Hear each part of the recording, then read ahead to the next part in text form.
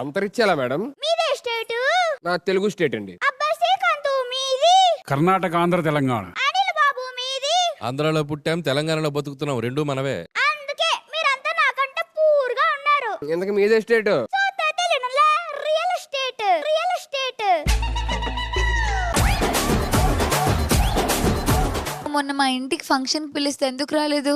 ఎట్ట అత్తనమ్మాయి, ఫంక్షన్ ఎక్కడ ఉన్నావు? గుర్తు తెచ్చుకో. మాదాపూర్. మరి అంత పూర్ ఏరియాకి నేనెందుకు వస్తా? మనం అసలే రిచ్.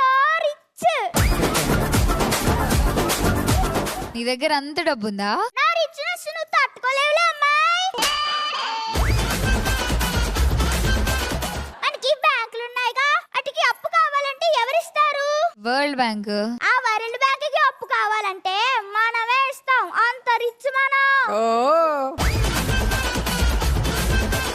వరల్డ్ బ్యాంకే మీరు అప్పిస్తారు? వరల్డ్ బ్యాంక్ వరల్డ్ బ్యాంక్ కి మొన్నటికి మొన్న పవర్ బ్యాంక్ కూడా ఇచ్చాగా. దేనికి? ఫోన్లో ఛార్జింగ్ అయిపోతే కొనకు రమ్మన్నానులే. మీ దగ్గర ఎంత డబ్బు ఉన్నా సరే మా రోజా గారిని మట్టికి క్రాస్ చేయలేరు. నా దగ్గర చాలా మనీ ఉంది. మీ దగ్గర చాలా మనీ ఉందేమో, ఆవిడ దగ్గర సెలవుమనే ఉన్నారు అక్కడ, సెలవుమనే ఉన్నారు అక్కడ. ఇదిగో రోజా అక్క, ఎంతైనా మనము రిచ్. మనది ఒకటే స్టేటస్. ఏంటి మేడంది మీది ఒకటే స్టేటస్? ఎందులో? వాట్సాప్లో. ఇదిగో అనిల్ బాబు, మనం రిచ్ అంటే తట్టుకోలేకపోతున్నాడేంటి? మొన్న మీ లాస్ట్ సినిమాకి 100 కోట్లు నేనే ఇచ్చానని చెప్పండి.